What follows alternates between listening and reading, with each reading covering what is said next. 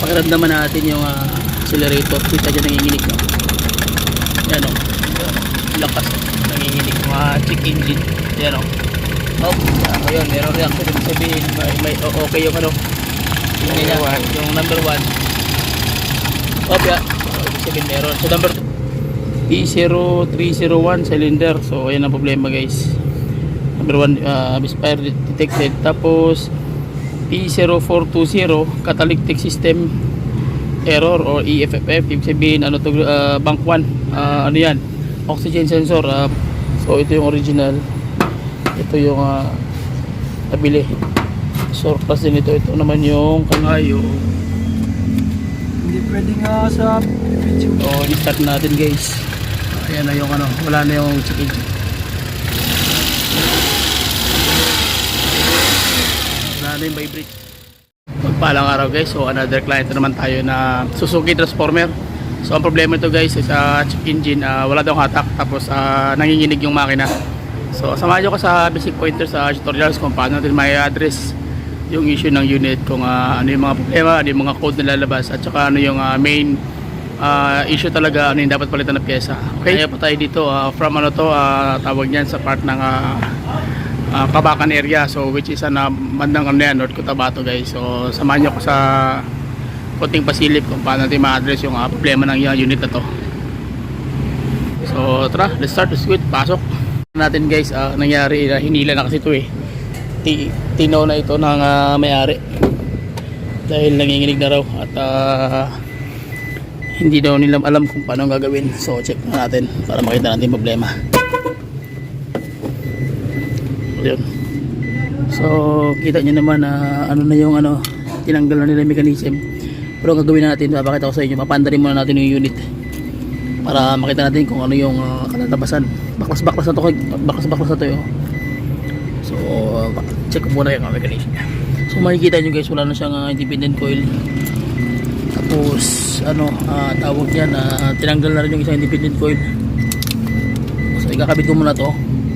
Tapos paandarin natin para maramdaman nyo at makita nyo kung ano yung problema. Okay, so ang gawin natin, guys, papandarin natin yung unit. So tara, tapak ka muna ng clutch.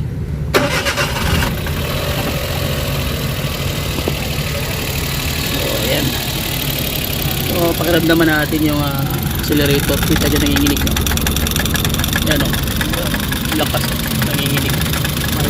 Tapos makikita nyo mayroong check engine. Yan, no? Nasa idling ng 1.1 pero ang check engine nakalabas tsaka ABS. So normal na yan na palaging may ABS. Kita nyo, nag-blink. So problema nito ngayon, basic pointers pa rin. Titirahin nyo to, gagawin nyo ganito.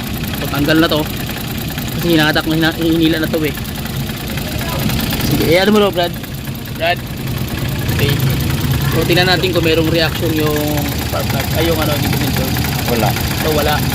Number 1. Ito number, ano? Number 2. Number 2, number 3. Oh, ayun, mayroong reaction. Ibig sabihin, may okay yung ano. Yung number 1. Oh, yeah. Ibig sabihin meron. So number 2 ulit, last.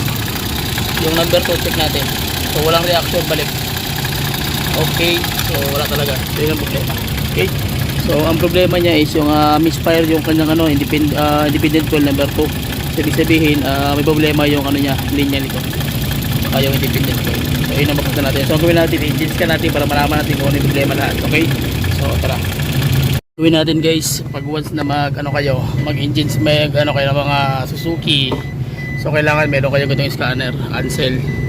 So ito lang kasi medyo nagre-reading kasi yung high natin na ano, hindi niya kayang basahin. So kailangan ito meron ka. Okay? So dito na naka-housed yung ano niya, yung DLC port. Ayan, salpak natin. Wait muna. Okay, so nasalpak natin, guys. Ayan, lumabas na yung ano natin, ilaw. Screen, meron lang tao. Okay, so patayin ko lang muna yung ano para malabo, hindi makita. Ilawan na natin. Okay, so gawin natin, on natin susi. Yun. So lalabas. Ang ganda ng ano, LCD nya. Okay, so naka-convert na rin yung ano nya. Sensya sa kamay ko, medyo marumi. Kaya dami din tinira, guys. Mag-overhaul tayo. So ngayon ito Ansel GP700. So kailangan meron kang ganito, simple naman yan. So guys, select brand ka, tapos enter. Hanapin mo ngayon yung ano, okay na, hanapin mo yung Suzuki brand, ay sorry, compass. Ayan, Suzuki. So enter ka ngayon, tapos red code, enter. So merong tatlo, E0301 cylinder. So ayan ang problema guys. Number 1, misfire detected. Tapos E0420 catalytic system error or EFFF. Ibig sabihin ano to, bank 1, ano yan, oxygen sensor problema. Tapos yung the fault code is not found in the database. So hindi na kaya magpasahe. So yun ang problema is yung tawag niyan, yung kanyang independent coil at saka yung oxygen sensor. So sige, hindi natin to i-erase yung code kasi ano tawag niyan, kailangan kusa siyang mawala. Okay, so sige. So check natin guys yung unit. Yun ang gagawin natin. Okay, so ang gagawin natin is magtatanggal tayo ng oxygen sensor, which is bank 1 at saka yung kanyang independent coil. So tara guys, tanggalin na natin.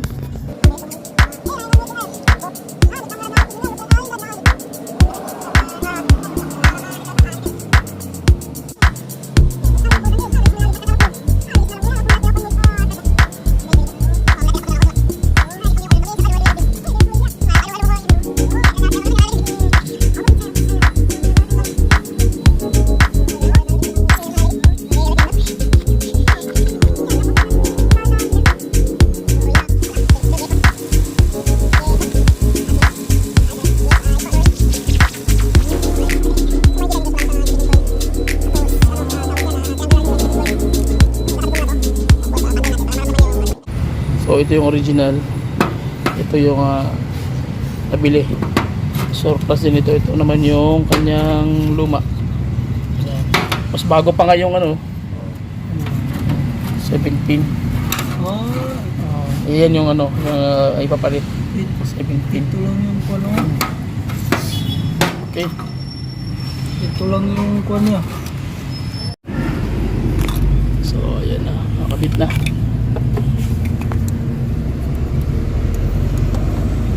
Pinaka-under din na para alpungan. Pina-under nila, aircon lang, hindi pina-under ang makina. Oh, Kaya ito yung nangyari. yun ang problema. Try sa bago na to eh. Sige lang. Yun, off ya. Okay, okay na siya. Sige siya. Okay. Okay, good. Sige, palok. So, okay siya. So, iska natin. Ayo. Hindi pwede nga sa video lang tayo papanday. Oo. Panday talaga yun, no? Oo. Hindi kailangan talaga yan. Yung mga mekaniko na operador Oo. talaga. Oh. Alam niya talaga yung gawin. Parehas dito ba? Kasi kailangan niya may mga scanner ka eh. Oo. Kung hindi yung hula-hula ka lang, Ay, hindi yung pwede. hindi pwede hula-hula kasi magluloko yung makina. Oo. Tapos kung ano papalitan mo, Oo. tagilid yun. At saka yung napalitan mo pala, yung walang sira. Doon pala sa kabila yung sira. Di, na doble gasto kayo. So, i-start natin guys. Ayan na yung ano, wala na yung chicken. So, test natin. Oo. Okay. Okay natin guys.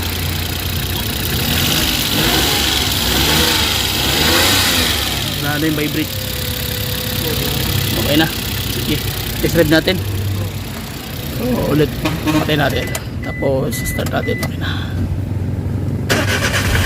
So, wala na. Okay na. Wala na. Okay. Hanggang dito na lang guys. So, maraming salamat. Please subscribe to my YouTube channel. Bye bye and God bless. See you. Okay. Alright. Okay.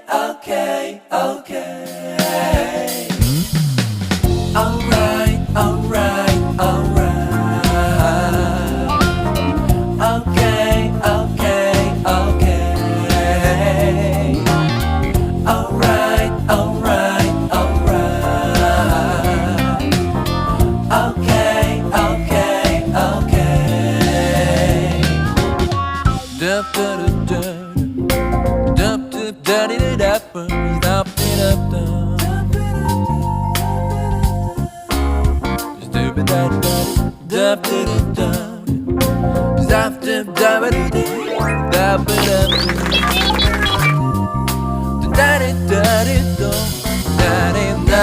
da da da